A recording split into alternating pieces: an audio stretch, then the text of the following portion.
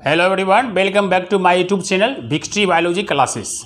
तो आइए आज के इस वीडियो में पुष्पी पादपों में लैंगिक जनन का पार्ट 4 बताने वाला हूं, जिसके अंतर्गत आप लोग फूल के मादा जनन अंग के बारे में पढ़ेंगे। इसके पहले के वीडियो में आप लोगों ने परागकण के बारे में विस्तार पूर्वक अध्ययन किया था। फिर उसके पहले जो वीडियो था आपका पार्ट 2, उसमें आप लोगों ने देखा था कि नर युग्मक का कैसे निर्माण होता है फूल के नर भाग। वो सारे टॉपिक को आप लोगों ने कवर कर लिए हैं। अब आगे आज का टॉपिक जो हमारा है वो है फूल के मादा जनन अंग।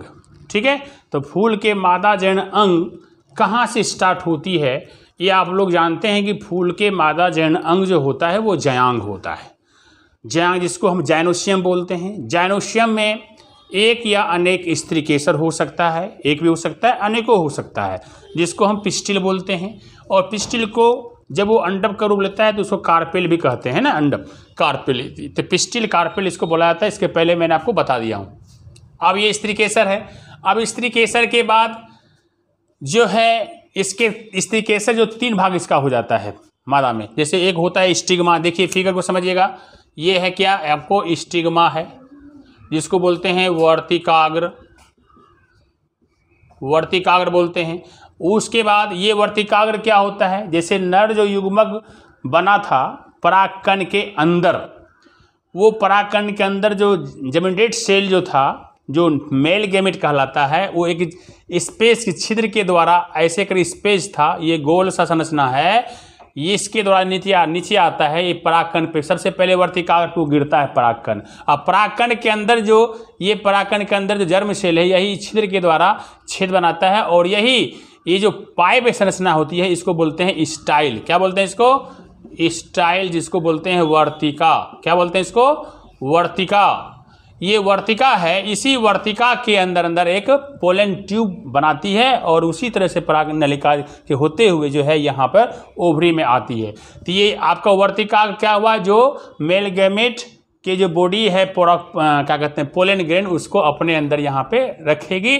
और एंजाइम यहाँ होता है इसमें, इसके ऊपर जिसके अंदर से वो चिपक जाता है पोलन ग्रेन परागकण, और उसी पोलन ग्रेन के अंदर से ये जर्म से निकल के फिर अंदर जाता है। मीन्स ये स्थान है जहाँ पे परागकण गिरता है। और ये स्टिग्मा वही है, ये मादा जननांग का सबसे ऊपरी सिरा होता है स्टिग्मा। ठीक, अब दूसरी बात होती है स्टाइल। स्टाइल क्या हुआ, एक इसके अंतर्गत पोलन ट्यूब पराग नलिका पाई जाती है। यहाँ से यहाँ तक ये सब क्या है, धागे नुमा संरचना जो होती है स्टिग्मा के बाद, वो कहलाता है वर्तिका। अब नीचे सबसे प्रमुख भाग देख रहे हो यहाँ पर, यहीं पे सब कुछ प्रक्रिया पूरी होती है। मादा जनन अंग का सारा प्रक्रिया जो है, अंडा यहीं पे निर्माण इसका होगा लंबी प्रक्रिया के द्वारा। तो इसको बोलते हैं अंडाशय, इसको बोलते हैं अंडाशय, इसको बोलते हैं ओवरी। ठीक है, और ये जो ओवरी ये सब कहाँ टिका हुआ है, तो ये थैलेमस, क्या है इसको कहते हैं थैलेमस पे। थैलेमस क्या हुआ, पुष्पासन, पुष्पासन, इसको क्या कहते हैं पुष्पासन बोलते हैं। तो याद रखेंगे। और यही तीनों मिल जाता है, यही तीनों, इसको कहते हैं हम हैं जयांग। क्या बोलते हैं, सॉरी, इसको कहते हैं स्त्री केसर, स्त्री केसर बोलते हैं, जिसको बोलते हैं पिस्टिल। और फिर आगे उधर बढ़ेंगे तो इसके ग्रुप को जयांग। फिर जयांग क्या होता है, मादा फूल का मादा भाग। लेकिन हमको इधर चलना है तो एनसीईआरटी में जो हेडिंग आपका है ना, एनसीईआरटी में जो हेडिंग आपका है, यहाँ पे स्त्री केसर है, गुरु बीजाणुधानी है, जिसको हम बीजाणु भी बोलते हैं। उसके बाद भ्रूणकोश है। क्या है उसके बाद? भ्रूणकोश है। ये तीनों हेडिंग एक साथ दिया हुआ है ना। इसके अंतर्गत वो अंदर में क्या किया, डिटेल्स बताने के बाद मेल फीमेल गैमेट का निर्माण हुआ है। लेकिन आपको मैं इस हेडिंग, ये हेडिंग के पहले कैसे कैसे ये हेडिंग आएगा, यहाँ तक कैसे पहुँचेगा, और इसके बाद यहाँ के बाद देखिए भ्रूणकोश के बाद भ्रूणपोष बनता है लास्ट में। तो ये दोनों को एक मत समझिएगा कि भ्रूणकोश और भ्रूणपोष एक ही होता है।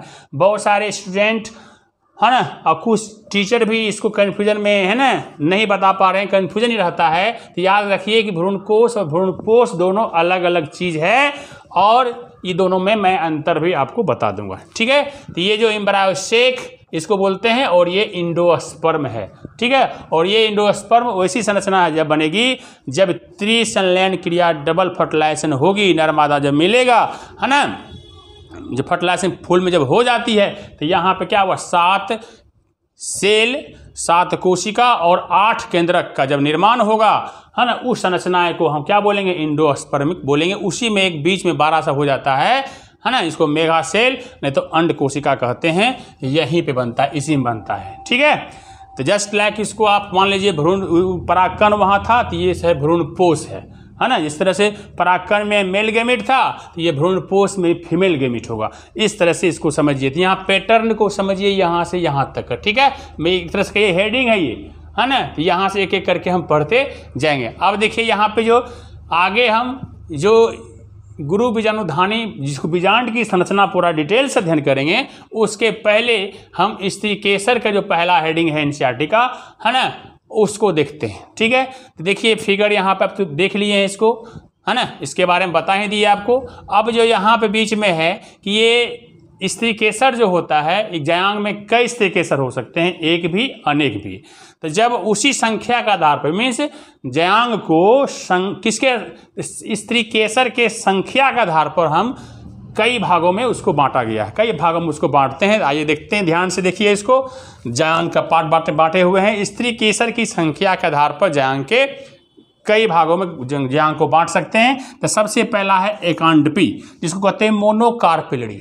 मोनोकार्पेलिडी क्या हुआ, ये मोनोकार्पेली, मोनो मीन्स होता है एक, और कार्पेली मीन्स कार्पेल, जिसको कहते हैं अंडप, है ना, और उसी को बोलते हैं स्त्री केसर। नहीं, तो यहाँ पे क्या हुआ, कार्पेलिडी है जिसमें एक कार्पेल मीन्स एक अंडप, एक स्त्री केसर हो। मैंने क्या कहा, स्त्री केसर की संख्या के आधार पर जिसमें एक स्त्री केसर हो, वैसे क्या बोलेंगे हम, एकांडपी बोलेंगे, मोनोकार्पेली बोलेंगे। और इसका एग्जाम्पल क्या होगा, चना, मटर, मूंग, मसूर, जितनी दाल है लगभग सब यहाँ पे आ रहा है। तो परिभाषा निकाल लेंगे, एकांडपी क्या हुआ, है ना, वैसा जयांग इसमें स्त्री केसर एक हो। चलिए उसी तरह से परिभाषा आगे क्या होगा यहाँ पर, द्विअंडपी। द्विअंडपी जैसा कि नाम है उसके अनुसार से आप देख लोगे, बाइकार्पेलिडी, है ना, इसका एग्जाम्पल अकवन है। बाइकार्पेलिडी क्या हुआ, वैसा जयांग जिसमें स्त्री केसर की संख्या, है ना, अंडप संख्या कितनी हो, स्त्री केसर या अंडप संख्या कितनी हो, 2 हो, दूसरों क्या बोलेंगे हम, द्विअंडपी बोलेंगे, ठीक है। और उसके बाद आता है त्रिअंडपी। त्रिअंडपी क्या होता है, ट्राइकार्पेलिडी, जिसमें संख्या क्या होगी, 3 की हो जाएगी, है ना। वैसा जयांग इसमें स्त्री केसर की संख्या या कार्पेल संख्या कितनी हो जाएगी, 3 हो जाएगी, उसको हम बोलेंगे ट्राइकार्पेलिडी। इसमें प्याज इसका एग्जाम्पल है। तो प्याज जाना पहचाना जो सभी लोग जानते होंगे लगभग। तो इसमें क्या हुआ, ये क्या है, ट्राइकार्पेलिडी, त्रिअंडपी, ये टाइप का स्त्री केसर है। क्लियर है, तो ये आपका हो गया। और उसके बाद देखिए ध्यान से, ये दोनों द्विअंडपी और त्रिअंडपी के चर्चा एनसीईआरटी ने किया है। एक अंडपी किया हुआ है और डायरेक्ट बहुअंडपी किया हुआ है, ठीक है। तो ये दोनों द्वि, त्रि, फोर्थ, टेट्रा भी होता है, चतुर्थ भी होता है, पांचवा, छठा भी होता है। लेकिन मैं उतना डीप में नहीं जा रहा हूँ।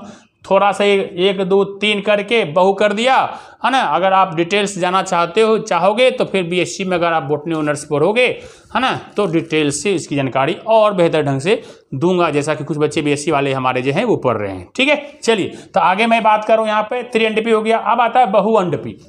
बहुअंडपी क्या हुआ, बहु मीन्स होता है अनेक, एक से ज़्यादा, मल्टी, अंग्रेजों के मल्टी, अनेक, और कार्पेलिडी माने जिसमें क्या है, बहुत सारे कार्पेलिडी होंगे, बहुत सारे स्त्री केसर होंगे। वैसे जो जयांग को हम क्या बोलेंगे, वैसे जयांग को हम बोलेंगे बहुअंडपी टाइप का, है ना, बोलेंगे। परिभाषा इसकी निकल गई। लेकिन इसके अंतर्गत 2 पार्ट है जो एनसीईआरटी में दर्ज है, एग्जाम्पल के साथ दिया हुआ है, फिगर भी दिया हुआ है, आप इसको देखिए ध्यान से।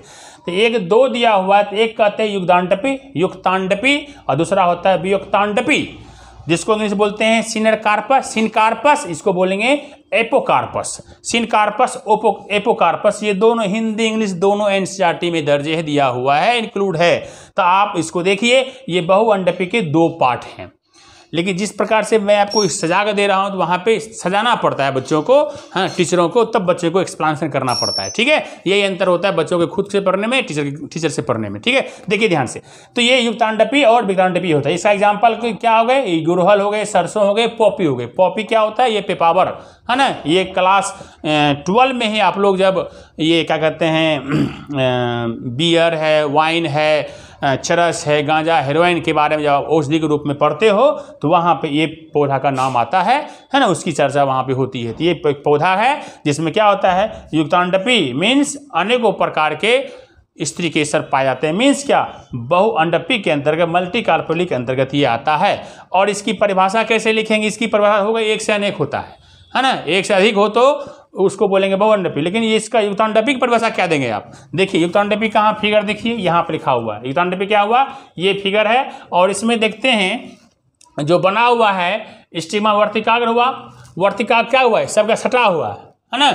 और वर्तिकाग्र के किसके अंदर, सब स्त्री केसर के भाग नहीं है, इसका मतलब स्त्री केसर के अंदर स्टिग्मा है, स्टाइल है, अंडा जो भी है, ये सारे भाग जो हैं, जैसे ये भाग है फूल के ऊपर वाला भाग जो भी होगा, इसका भाग स्त्री केसर का ये जो पूरे भाग यहाँ पे है, ये आपस में सब क्या होगा, सटा हुआ होगा। हम यहाँ स्त्री केसर भी लिख सकते हैं, ठीक है। यहाँ पे अब स्टिग्मा नहीं, स्त्री केसर लिख के भी समझ सकते हैं, क्योंकि स्त्री केसर का ये स्टिग्मा भाग है, समझ गए। ऊपरी भाग को दिखाया गया है सिर्फ, जो आपस में क्या हुआ, सटा हुआ है।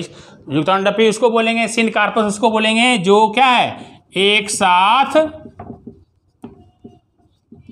जुड़ा हो को, जिसका स्त्री केसर है ना, जयांग का वह भाग है ना, वैसा जयांग जिसका स्त्री केसर सारे आपस में सब जुड़े हो, एक साथ कनेक्ट हो, उसको बोलेंगे हम युक्तांडपी। तो यहाँ पे फिगर देख के यहाँ पे इतनी बातें लिख लीजिएगा, है ना। किसका, हम स्त्री केसर संख्या की बात कर रहे हैं, जयांग की। तो परिभाषा तो हर में आप उसी तरह से दे सकते हैं, ठीक है, ध्यान से। तो एक जो एक साथ जुड़ा, जिसका है ना, जिसका स्त्री केसर एक साथ आपस में जुड़ा हुआ हो, वैसे बहुअंडपी को हम क्या बोलेंगे, युक्तांडपी, बहुअंडपी। डिटेल से अगर करना हो कि ये दोनों मिलाकर परिभाषा दें, या तो सीधे बोलिए युक्तांडपी। सिनकार्पस क्या हुआ, जिसके स्त्री केसर आपस में सब जुड़े हुए होते हैं। चलिए ये बात हो गई आपकी। अब दूसरी बात आती है, इसका दूसरा पार्ट युक्तांडपी, जिसको बोलते हैं एपोकार्पस। एपोकार्पस क्या होता है, चंपा और मैग्नोलिया इसके एग्जाम्पल हैं। चमेलिया भी इसको बोलते हैं इंग्लिश में, है ना। चलिए, तो ये इसके एग्जाम्पल हो गए। इसकी परिभाषा कैसे देंगे, देखिए इसकी परिभाषा यहाँ पे है, ये चंपा मैग्नोलिया का फिगर डाला हुआ है। अब ये देखिए युक्तांडपी का एपोकार्पस, ये क्या होगा, ये स्वतंत्र होगा। क्या होगा, स्वतंत्र होगा। मीन्स क्या, आपस देखिएगा ध्यान, जिस पर ये जुड़े हुए हैं, ये जुड़ा हुआ नहीं है, दिखाया गया है, लेकिन आपस में सब क्या है, थोड़ा थोड़ा थोड़ा थोड़ा थोड़ा थोड़ा क्या हुआ है, हटा हुआ है। क्या है, थोड़ा थोड़ा ये हटा हुआ है। क्या है, थोड़ा थोड़ा ये हटा हुआ है। सब आपस में क्या, स्वतंत्र है, बहु है, एक से अनेक है, लेकिन आपस में सब जुड़ा हुआ नहीं है, सब सटा लगता है ना, लेकिन ये हटा हुआ, स्वतंत्र, आपस में स्वतंत्र, लेकिन ये सब क्या है, ये जैसे कंजस्टेड है, जुड़ा हुआ ऐसे करके। ये है घुचरी, मान लीजिए उंगली को देख लीजिए, उंगली लगता है कि बहुत सारे उंगली है, लेकिन आपस में सब सटा हुआ नहीं है, सब क्या अलग अलग है, ठीक है। ये हुआ आपका युक्तांडपी मीन्स एपोकार्पस का एग्जाम्पल, जिसमें आपको आएगा चंपा मैग्नोलिया, और ये जो है युक्तांडपी आएगा। युक्तांडपी को ऐसे समझ सकते हो, देखिए 4-5 उंगली है, ऐसे क्या सब आपस में जुड़ा हुआ है ना, सब में क्या है, सब में सब सटा हुआ है, इसको बोलेंगे हम युक्तांडपी। ये इसका एग्जाम्पल गुड़हल, सरसों, पॉपी का आएगा, ठीक है। ये आप लोगों ने देखा। अब यहाँ जो इसके आगे, अभी तक मैं सिर्फ यहाँ तक पहुँचा, ठीक है। अब आगे जो भाग है, इसी का भाग जो है स्टिग्मा, स्टाइल और स्त्री केसर का भाग जो अंडाशय होता है, जो मेन अंडाशय होता है, अब इसी अंडाशय में बीजांड, मैंने अंडाशय में ही ओव्यूल पाया जाता है, जिसको क्या गुरु बीजाणुधानी बोलते हैं, ठीक। ये रूप बदलता है, फिर इसके बाद आगे ये भ्रूणपोष उसके अंदर होगा, भ्रूणपोष में फिर भ्रूणकोष में भ्रूणपोष बनेगा। ये सारी प्रक्रिया आगे देखेंगे।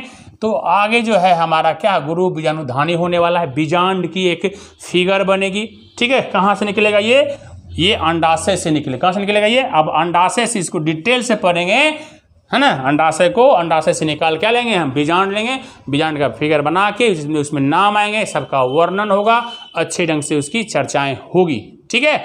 उम्मीद है आप इसको समझ गए होंगे अच्छी तरह से। आप इसको क्या करें, इसको नोट करें, स्क्रीनशॉट लें या इसको लिख लें, और एक एक करके सबकी परिभाषा आप निकालते हुए, है ना, परिभाषा को स्मरण कर लें, और इसको ऑब्जेक्टिव क्वेश्चन के रूप में क्या करें, आप बना लें, ताकि कहीं से भी कोई सवाल आए तो आपको छूटे नहीं, एक एक सवाल आपका बढ़िया से, है ना, तैयार हो जाए, ठीक है।